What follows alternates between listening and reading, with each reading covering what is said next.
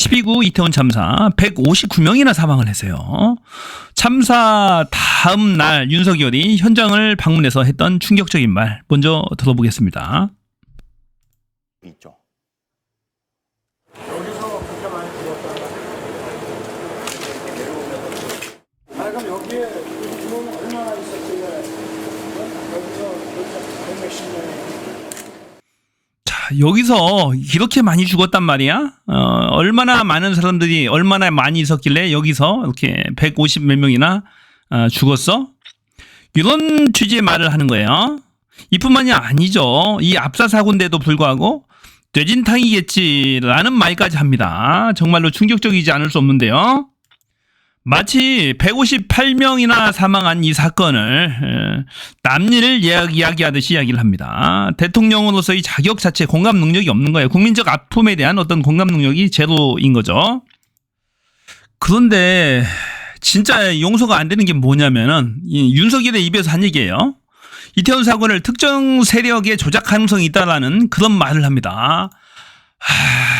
대박입니다. 이 대통령의 입에서 이런 얘기가 나와요. 어디서 나왔냐면 윤석열과 김진표 국회의장이 참석한 제54회 대한민국 국가 조찬기도회에서 있었다고 합니다. 이 김진표가 그 조찬기도회 자리에서 윤석열한테 한마디 합니다. 이상민 장관 역시 그가 좀 더 일찍 정치적 책임을 지고 사의를 표명하는 것이 옳습니다. 라고 한마디 훈수를 두는 거예요. 이것은 이제 책이 있어요. 대한민국은 무엇을 축적해 왔는가라고 김진표가 국회의장을 그만두고 사전에 미리 해왔었겠죠. 계속 써왔었겠죠. 국회의장을 관두고 출간을 합니다. 이 책에 이 내용이 있는 거예요. 깜짝 놀랄 얘기죠. 근데 그 답변이 가관이에요. 갑자기 진짜 이 답변이 깜짝 놀랄 얘기입니다. 윤석열이가 말하기를 김진표의 말이 당신의 의장님의 말이 다 맞으나 윤석열이가 이태원 참사에 관해서 지금 강한 의심이 가는 게 있어서 아무래도 결정을 못하겠다라고 말을 했다라는 거예요. 무슨 의심이 갈까요? 무슨 의심이요? 라고 물어보니까 이 사고가 특정 세력에 의해 유도되고 조작된 사건일 가능성도 배제할 수 없다. 야, 이거 대박이죠. 이런 걸 믿고 있다라는 얘기예요. 특정 세력에 의해 유도되고 조작된 사건일 가능성도 배제할 수 없다. 이 특정 세력은 누굽니까? 북한, 중국, 민노총 세력에 의해서 조작된 사건이다. 유도됐다. 얘네들이 이 사건을 일으켰다. 이런 얘기죠. 이럴 경우 이상민 장관을 물러나게 한다면 그것은 억울한 일이다라는 이야기를 이어가세요. 사실 그때 이런 얘기들이 많이 음모론적으로 극우 유튜버들 사이에 퍼졌던 이야기입니다. 그래서 김진표가 회고록 중에 이런 얘기가 나와요. 극우 유튜버 방송에서나 나올 법한 음모론, 대통령 입에서 술술 나와 믿기 힘들었다. 대박이죠. 극우 유튜버들 이태원은 북한 수행이다라고 하며 마구 시위를 했었습니다. 마찬가지예요. 중국 북한 수행이다 이런 말까지 같이 있었습니다. 극우 유튜버들이 신의 한 수 지금 캡처인데요. 그런 음모론 등을 제기를 했어요.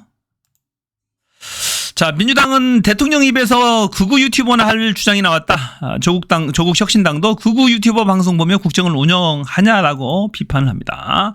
유족의 입장입니다. 참담합니다. 국가의 지도자인 대통령이 그렇게 근거 없는 사실을 가지고 그런 생각을 가지고 있다는 자체가 있을 수 없는 일이고, 자, 대통령실 해명은 독대 얘기를 멋대로 왜곡하고 하는 것이 개탄스럽다. 왜곡했다, 독대 이야기를. 누구 말이 사실 같고 누구 말이 거짓말 같습니까?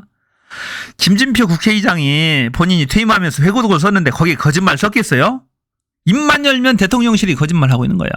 왜 멋대로 왜곡하냐? 있는 그대로 쓰는 거예요. 제가 봐서는.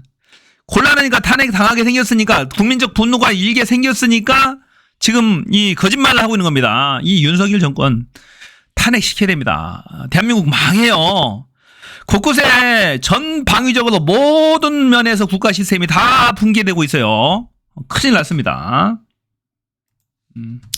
저는 오히려 거꾸로 이 이태원 참사는 이 마약 수사를 빌미로 해서 어찌 보면은 정권을 홍보하려는 그런 측면이 강해요. 정부에서 어떻게 보면은 천공이 뭐라고 했어요?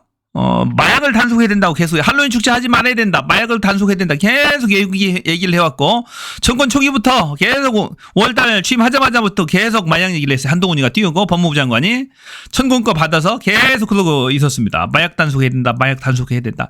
그날 또 이태원 참사 12구 당일도 마약 단속을 하기 위해서 치안 질서, 치안 경찰들을 거의 배치를 안 했어요. 대부분 다 마약 투입 쪽으로 다 갔다고요. 그리고 기자들을 밤 10시 그때쯤에 맞춰서 10시쯤에 맞춰가지고 기자들 다 불러놨어요. 대대적으로 마약 단속을 해서 마약 사범들 검거해서 치적을 홍보하기 위해서 다 계획을 짜놨던 거죠. 치안 경찰들이 없으니까 마구잡이로 엉켜서 사고가 났던 거예요. 일부러 유도한 측면이 있다. 마약 단속 치적을 만들기 위해서 정권 홍보하기 위해서 이렇게 이 검찰 독재 공학이 훌륭한 일들을 합니다라고 그런 치적을 알리기 위한 그런 홍보의 장이었다라는 겁니다. 그래서 이런 약점들을 덮기 위해서 부랴부랴 분향소도 설치하지 않고 사진도 하나 없고 명패도 없고 그냥 국가권만 덩그러니 있는 데다 159명을 안치해놓고 윤석열과 김건희가 매일같이 왔다 갔다 4일인가 5일 이렇게 했습니다.